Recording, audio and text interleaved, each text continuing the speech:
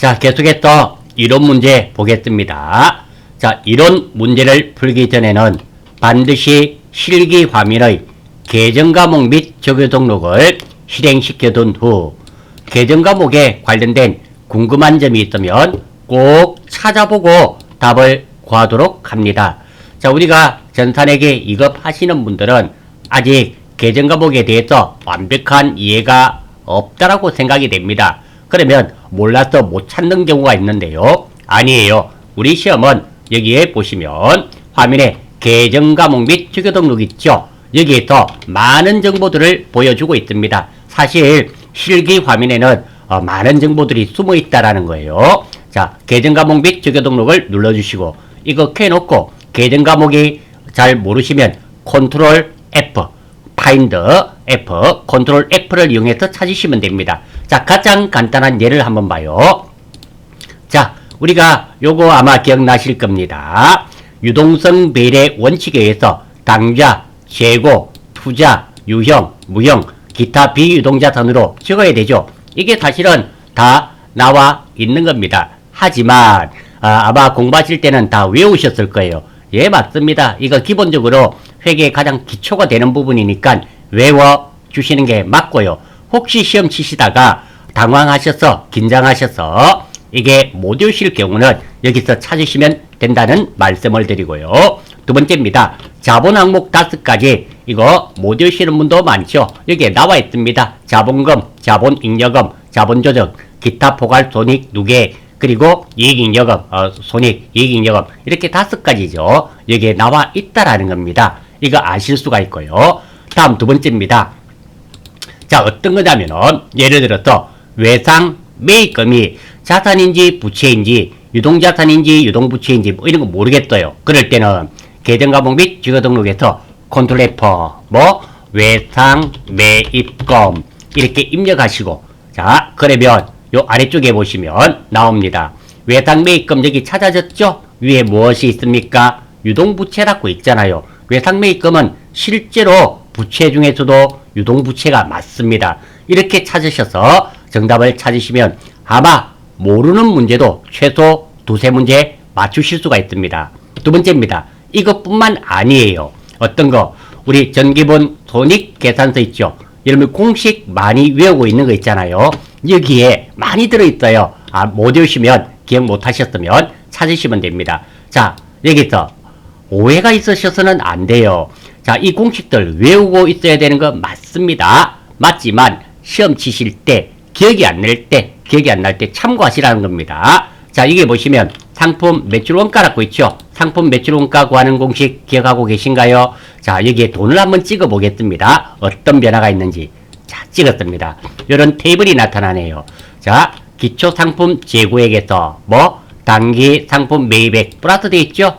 플러스 돼 있고, 그리고 매입 환출이라든지 애누리 빼고, 매입 할인 빼고, 타 계정에서 대책 더하고, 타 계정으로 대책 빼고, 이런 것들 쭉 더하고, 마지막에 기말 상품 재고액을, 요거, 기말 상품 재고액이죠. 빼면은 상품 매출 원가가 되잖아요. 그래서, 여러분들, 상품 매출 원가는 요렇게 외우셨나요? 기초 상품 재고액 플러스 단기 매입액 마이너스 기말 상품 재고액. 여기 나와 있죠? 이거 참고하시면 됩니다.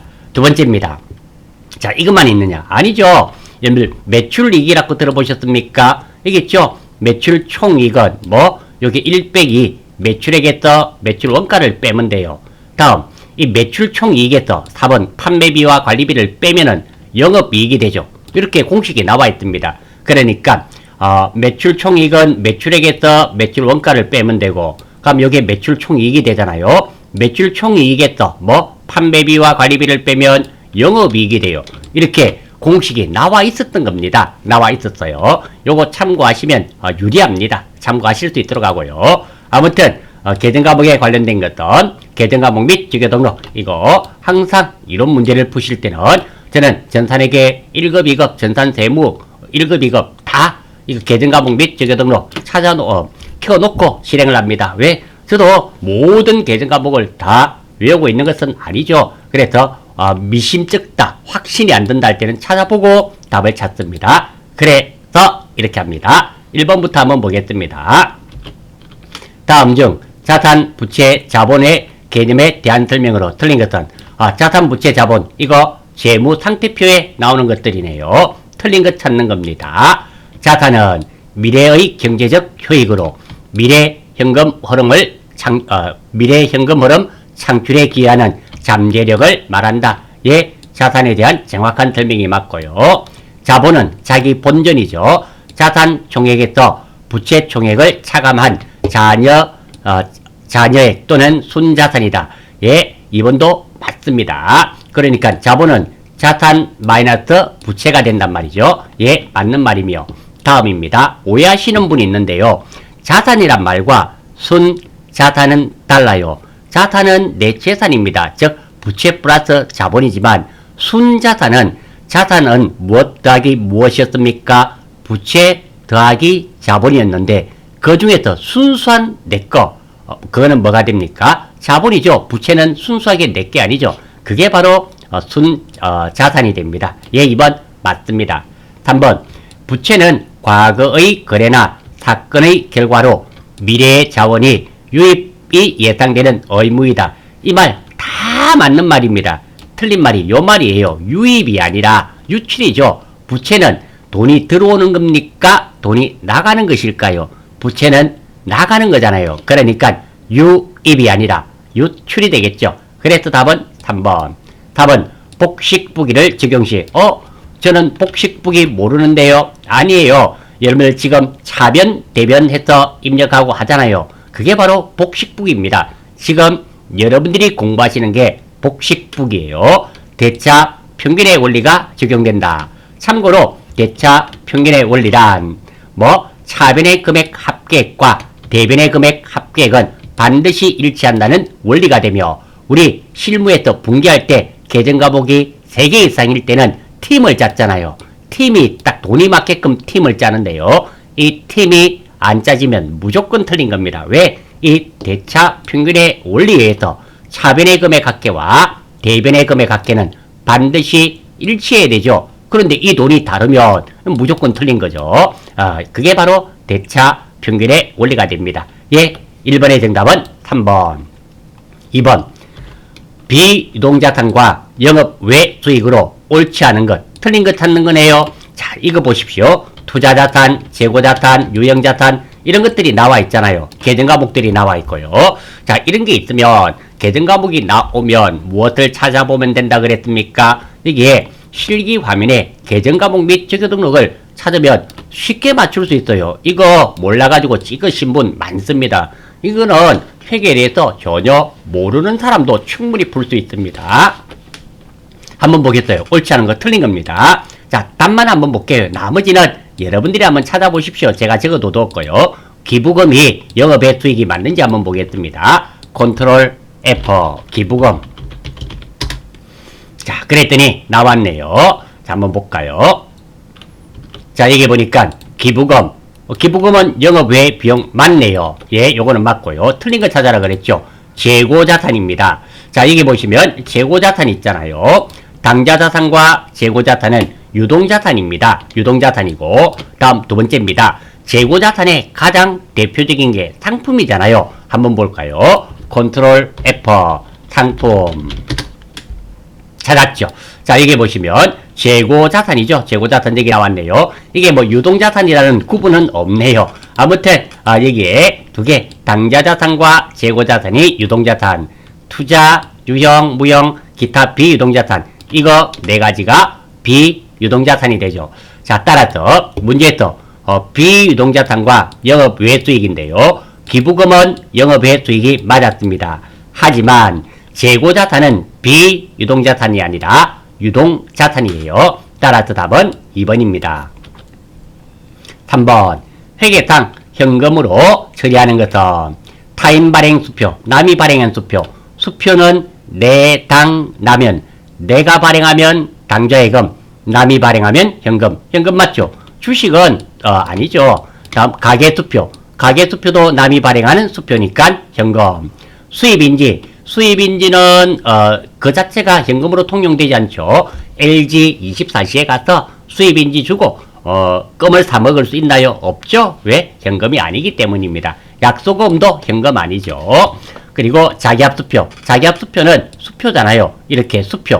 남이 발행한 수표는 다들 현금입니다. 따라서 정답은 1번이며 다음 통화 대용증권입니다. 통화는 돈을 말하는 거고요. 대용이란 말은 대신 사용되는 것을 의미하게 되는 거예요. 통화와 돈과 언제든지 교환 가능한 것으로 타인 발행 수표, 남이 발행한 수표, 가계수표, 자기합수표, 송금수표, 우편환증서, 일람출금음, 공사채 이자표, 그리고 배당금 영수증, 만기도래음 등 이런 것들은 다들 통화 대용 증권으로서 마치 돈처럼 쓰인단 말입니다. 다음 4번입니다. 다음 중 손익계산서에 포함되어야 할 거래는 어떤 것인가? 손익계산서에서는 무엇이 나타나나요? 비용과 수익이죠. 차변에는 비용이 나타나고 대변에는 수익입니다. 그러니까 비용과 수익이 발생한 거래는 어떤 것인가? 1번 한번 볼까요? 거래처로부터 계약금을 현금으로 수령하다. 현금 받았으니까 차변에 현금, 선수금, 계약금을 먼저 받았으니까 선수금. 현금은 자산이며 선수금은 부채입니다. 이거 재무상태표에만 나타나는 거예요. 전기요금을 현금으로 지급하다. 현금이 나갔으니까 현금이 대변. 전기요금이나 물값, 전기값 이런 것들은 수도, 광열비죠. 비로 끝나니까 비용. 따라서 답은 2번입니다. 손익계산서에는 비용과 수익이 나타나죠. 3번 한번 볼까요? 토지를 매입하고 당좌 수표를 지급하다. 차변은 토지, 대변은 내가 발행한 수표니까 당좌예금이 되겠죠. 둘 다 자산입니다. 선생님, 왜요? 당좌 수표를 지급했는데 내가 발행했는지 남이 발행했는지는 어떻게 하나요? 상식적으로 생각해 봅니다. 땅을 샀어요. 그리고 수표를 줬습니다. 그러면 내가 수표를 만들어서 상대방한테 줘야 될까요? 상대방이 수표를 만들어서 내한테 줘야 될까요? 당연한 말 아닙니까? 땅을 샀기 때문에 내가 발행할 수밖에 없죠. 그래서 알 수 있습니다. 다음, 현금을 보통예금 통장에 입금하다. 보통예금에 돈 들어갔고요. 현금이 나갔죠. 그래서 자산입니다. 따라서 답은 2번이 되겠습니다. 5번 11월 5일 현금 과부족 개정. 자, 현금 과부족이란 말은 장부상의 돈과 실제 돈이 맞지 않을 때 키를 맞춰주는, 돈을 맞추어주는 임시계정입니다. 돈이 남아도 현금 과부족, 돈이 모자라도 현금 과부족입니다. 현금 과부족이라 읽으시면 안 돼요. 현금 과부족입니다. 과가 넘치다는 뜻이죠. 부족이란 말은 모자라는 거. 따라서 현금이 남아도 현금 과부족, 현금이 부족해도 현금 과부족입니다. 자, 두 번째입니다. 현금 과부족 개정 대변 잔액이 2만원 이래 돼 있네요. 그러니까 대변이 현금 과부족 2만원입니다. 차변은 당연히 현금이 되겠죠. 그거 있음을 알 수 있고요. 원인이 단기 대여금 이자 수익 누락으로 판명되었다. 붕괴로 맞는 것은 자, 생각해 봅니다. 먼저 현금 과부족이 발생했을 때를 생각해 봅니다. 자, 여기에 기중 대변에 현금 과부족이 2만원이 있었을 경우의 붕괴부터 생각합니다. 자, 대변에 현금 과부족 잔액이 있었단 말은 현금이 남는 경우예요. 즉, 그렇죠. 대변에 이렇게 현금 과부족이 있단 말은 현금이 남았단 말입니다. 차변에는 항상, 반대편에는 현금이 됩니다. 자, 지금은 이 현금 과부족을 정산하는 거예요. 자, 정산될 때는 항상 반대편에 와야 됩니다. 반대편에 와야 되기 때문에 지금 기중에 현금 과부족이 있었어요. 정산될 때는 어느 변? 반대편. 지금 대변에 있기 때문에 어느 변에 와야 된다? 차변에 와야 됩니다. 차변이 현금 과부족이 되어야 되고요. 이 원인이 무엇이었나요? 이자 수익으로 밝혀졌잖아요. 따라서 이자 수익 2만원. 이것이 정답이 되며 이것과 정확하게 일치하는 것은 정답은 4번이 되겠습니다. 이 문제 조금 난이도가 있는 문제입니다. 조금 난이도가 있는 문제이며 다음 두 번째입니다. 이것도 하나 알아주시면 좋아요. 어떤 계정과목이 정산될 때는 항상 반대편에 간다. 자, 기중에 이렇게 됐는데 지금 현금 과부족이 정산됩니다. 대변에 있는 게. 그러면 어느 변으로 가야 된다? 정산되는 계정과목은 반대편. 지금 대변에 있기 때문에 반대편은 어디에? 차변에 와야 된다는 거. 이거 알아주시면 좋겠습니다. 6번 다음은 매출채권 계정에 대한 설명이다. 자, 매출채권은 계정 과목이 두 가지밖에 없죠. 혹시 무엇인 줄 아시나요? 그렇죠? 외상 매출금과 받을 엄이 되겠죠. 단기에 매출액에서 현금으로 회수한 금액이 30만원이라면 발생주의에 의한 단기 매출액은 얼마인가? 매출거래는 모두 외상거래로 이루어진 매출채권 T자 계정이네요. 한번 보겠습니다. 자, 먼저 1월 1일. 자, 전기 2월 20만원. 그러니까 작년에 매출채권 20만원이 있었는데 못 받았어. 올해 넘어온 겁니다. 그러니까 1월 1일 날 나는 매출채권이 얼마 있다? 20만원이 있단 말입니다. 그리고 12월 31일 차기 2월이 24만원이네요. 올해 요 돈과 뭐 외상 매출하고 주고받고 했겠죠? 하고 남은 외상 매출금이 얼마? 24만원입니다. 기말에 24만원이 남았단 말입니다. 그리고 올해 받은 돈은 얼마다? 30만원 받았단 말입니다. 한번 제가 정리해 두었습니다. 1월 1일 날 작년에 못 받은 기초 매출 채권이 20만원이 있다. 이거 말이죠. 전기 2월입니다. 다음 12월 31일 이거는 이거죠. 12월 31일 기말 매출 채권 24만원을 못 받아서 차기로 이월한다. 이런 말이 되겠죠. 이렇게 정리해 두었습니다. 따라서 자, 이렇게 되겠죠. 현금 단기의 현금 회수액은 기초 플러스 단기 마이너스 기말이 됩니다. 자, 현금 회수액이 30만원입니다. 기초 매출액이 매출채권이 얼마? 20만원. 기말 매출채권이 얼마? 24만원. 이 등식을 만족하는 단기 매출액은 얼마고? 계산해 보시면 34만원이 나옵니다. 그래서 정답은 2번이 되겠습니다. 다음 7번. 다음은 당사의 단기 재고자산과 관련된 자료이다. 원가 흐름의 가정을 선입선출법을 적용한 경우와 총평균법을 적용한 경우 기말 재고자산 가액의 차액은 얼마고? 기말입니다. 남아있는 거. 자, 이거 하기 위해서 먼저 선입선출법부터 이 문제 또 난이도가 조금 있습니다. 선입선출법은 먼저 들어온 것부터 먼저 꺼내주는 방법이고요. 총평균이죠. 평균법은 전체 가중치가 부여된 평균을 말하는 겁니다. 자, 따라서 선입선출법부터 한번 보겠습니다. 자, 기초재고가 있고 요만큼은 다 매입이네요. 매입이고 매출은 여기서 발생했네요. 자, 한번 보겠습니다. 30개를 팔았습니다. 30개를 팔았으면 자, 요거 10개 선입선출법으로 먼저 할게요. 요거 꺼내주고 요거 꺼내주면 30개가 맞죠? 남아있는 거 이만큼 남았습니다. 곱하기 해보면 되겠죠? 한번 보겠습니다. 기말 재고 자산 가액은 7월 25일 날이죠. 요거 다시 한번 볼까요? 이거. 자, 7월 자, 요거 30개를 꺼내줬으니까 요거 2개 30개를 꺼내줬으니까 됐고요. 남아있는 거는 이만큼입니다. 요만큼이 남았고요. 7월 25일 날 30개가 300원입니다. 300원짜리가 몇 개? 30개. 요만큼이고요. 8월 20일 거 남았죠? 400원짜리가 40개 해보면 25,000원이 됩니다. 되시겠어요?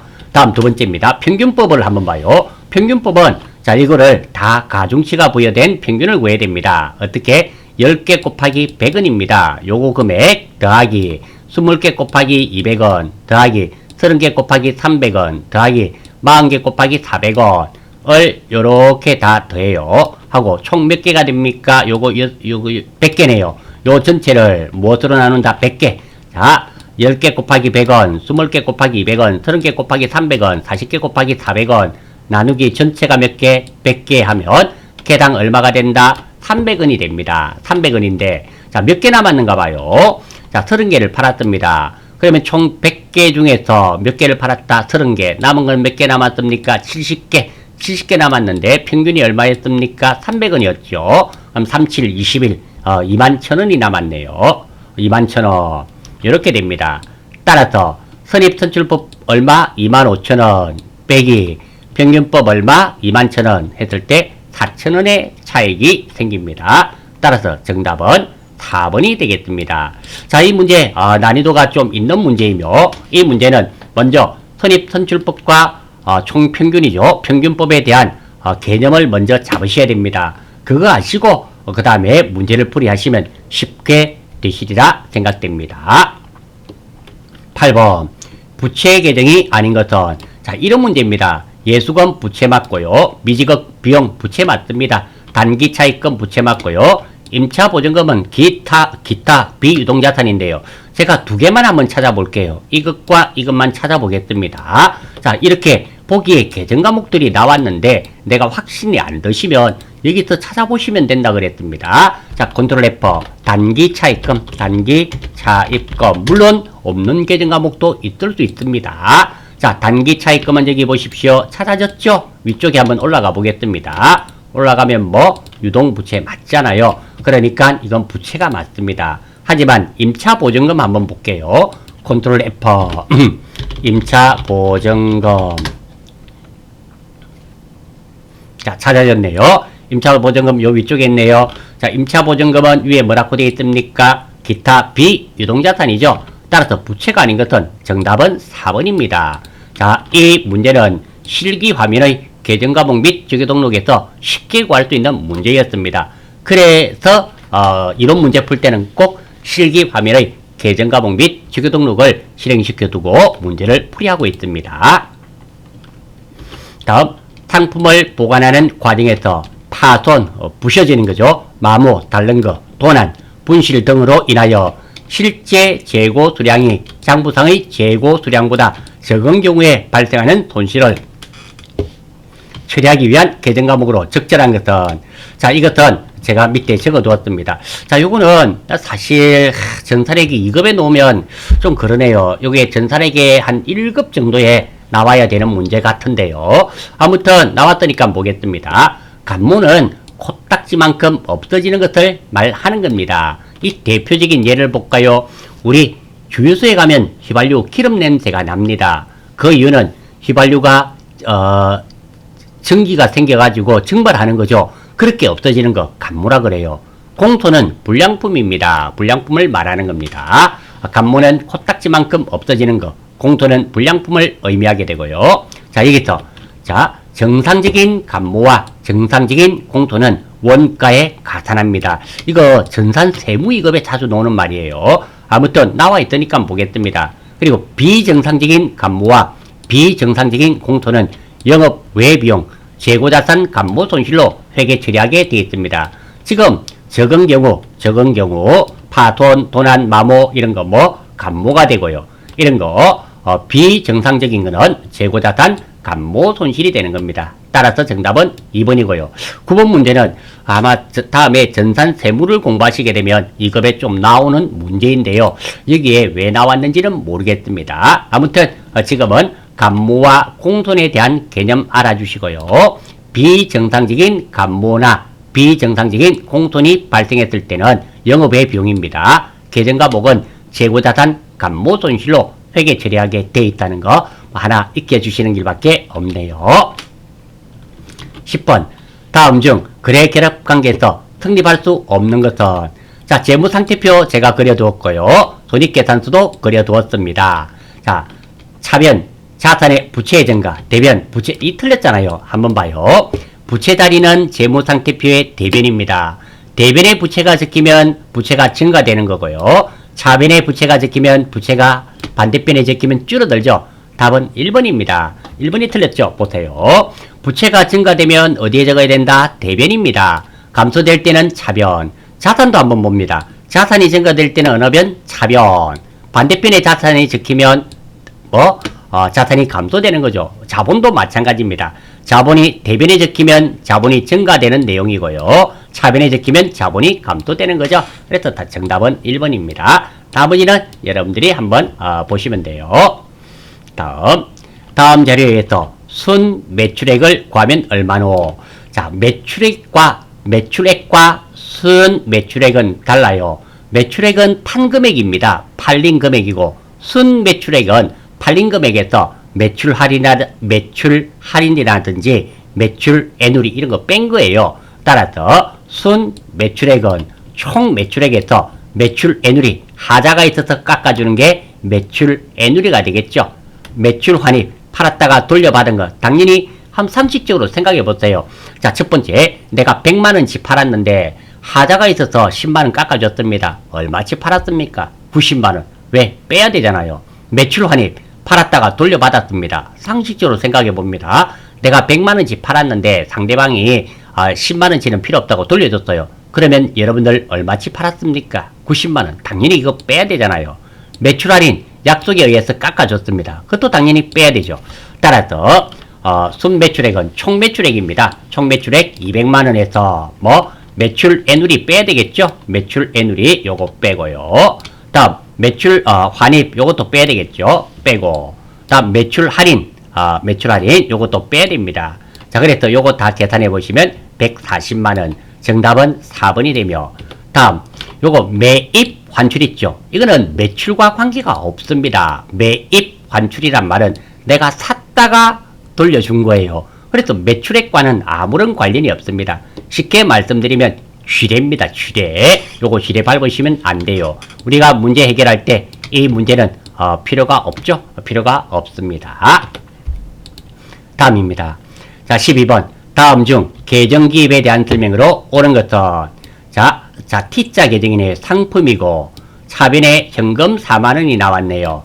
자, T자 계정에서 이렇게 계정 과목이 이렇게 나와 있으면 반대편에 적으면 됩니다. 그러니까 자, 분기를 한번 해볼게요. 지금 현금 40만원이 어느 변에 있나요? 차변에 있잖아요. 그럼 대변에다가 현금 40만원을 적으면 됩니다. 여기 비어 있잖아요. 빈자리는 항상 위에 있는 거 적으면 돼요. 자, 한번 보겠습니다. 그래서 자, 여기네요. 현금 40만원. 자, T자 다시 한번 볼까요?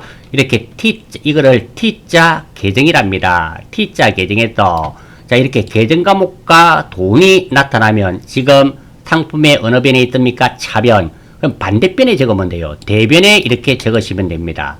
그러면 차변은 비어 있잖아요. 비어 있는 것은 요거를 그대로 적으면 돼요. 돈은 물론 대차 평일의 원리에 의해서 40만원 돼야 되겠죠. 자, 그러면 자, 이거 한번 봅니다. 이거 현금 40만원 나갔네요. 상품 들어왔죠. 상품 샀네요. 그러니까 상품 40만원짜리를 뭐 주고 샀다? 현금 주고 샀다. 이런 말이 되네요. 따라서 정답은 3번이 됩니다. 그리고 여러분들 시험 치실 때 전산회계 2급에서는 이 T자 계정 과목이 자주 출제됩니다. 이 T자 계정을 보고 이 T자 계정을 보시고 이렇게 분개하실 수 있는 능력 반드시 있으셔야 됩니다. 아니면 안 됩니다. 꼭 좀 기억해 주세요. 13번. 다음 자료에 의해서 영업이익을 계산한 것으로 옳은 것은 이거 시작하기 전에 보여드렸잖아요. 영업이익 구하는 공식은 매출이익에서 판매비와 관리비를 빼면 됩니다. 물론 이 매출이익은 매출액에서 매출 원가를 빼면 돼요. 이렇게 구하면 되고, 자, 이거 모르시면 제가 적어두었습니다. 판매비와 관리비 계정을 모르는 경우 실기 화면의 계정 과목 및 적용 등록에서 찾아보면 쉽게 찾으실 수가 있어요. 두 번째입니다. 이 공식을 모르시면 보여드렸잖아요. 어디에서?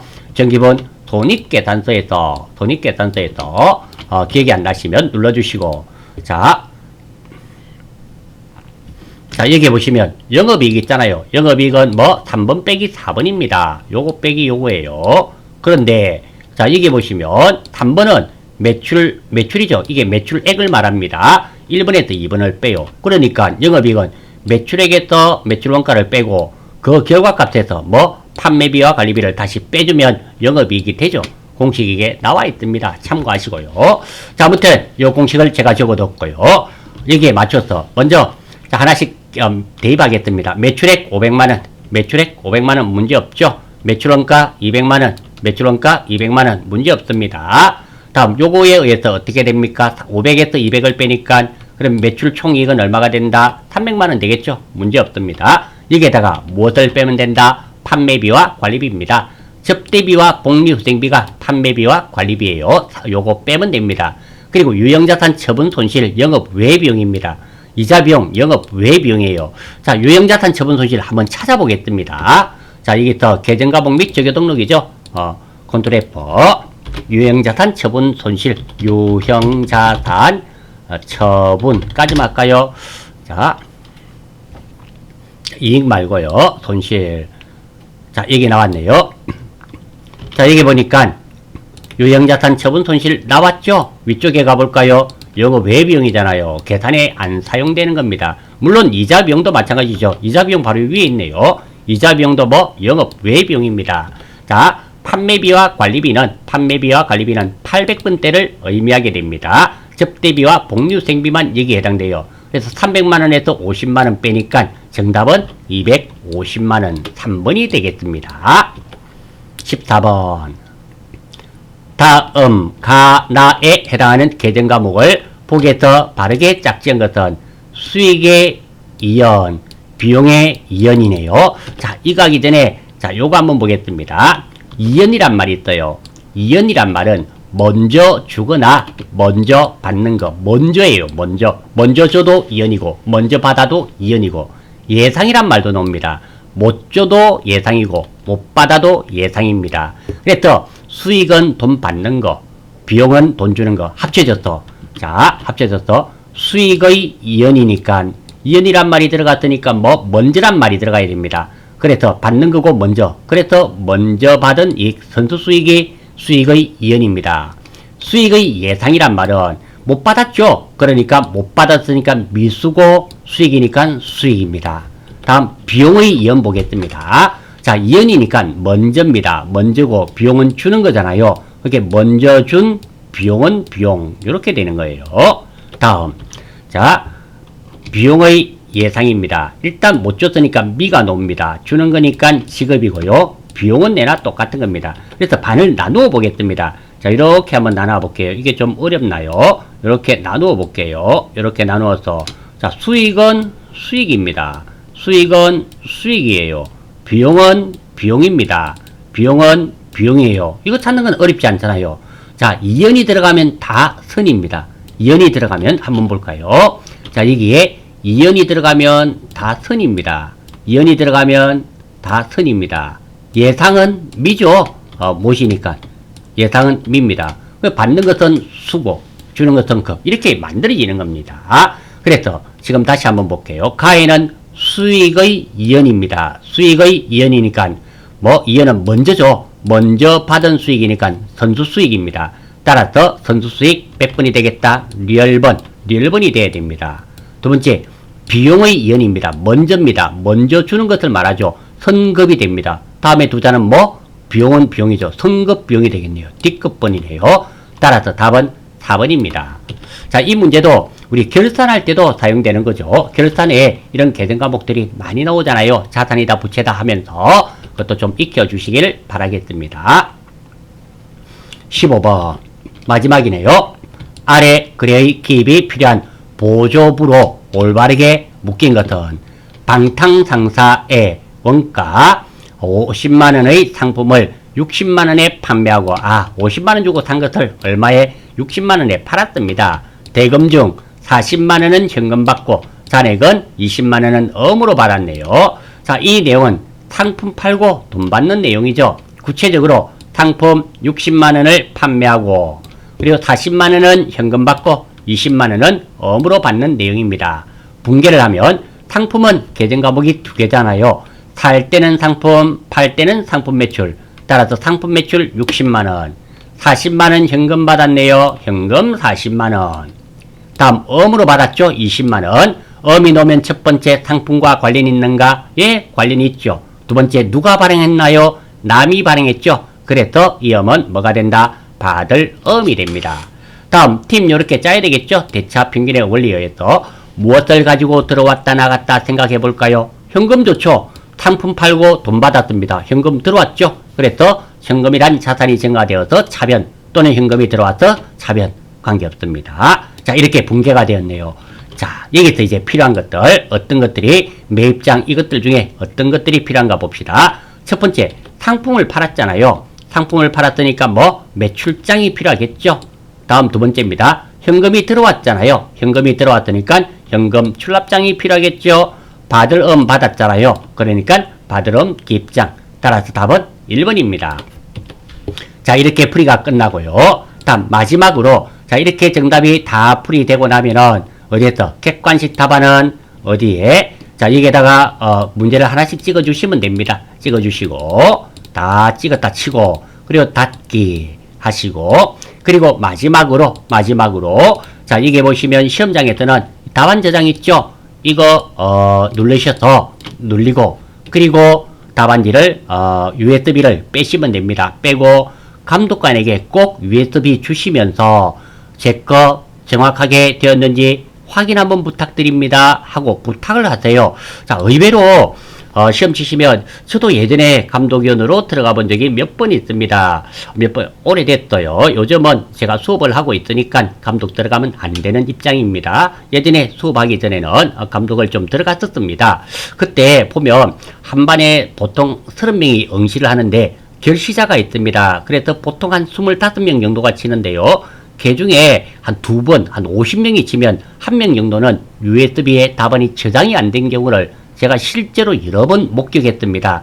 그러니까 답안지를 USB를 꼭 감독위원에게 드리면서 제 거 저장 바로 되었는지 확인 한번 부탁드립니다 하면은 화 안 냅니다. 성질 안 내니까 꼭 확인받고 예 이상 없습니다 할 때 오시면 됩니다. 두 번째입니다. 자, USB 그거 선물로 드리는 거 아닙니다. 그걸로 채점을 합니다. 문제지는 제출하시고 USB 가져오시면 큰일 나요. 가면 불합격입니다. 그 점 잘 기억하시고 아무쪼록 86회 시험에 꼭 합격하실 수 있도록 하십시오. 수고하셨습니다.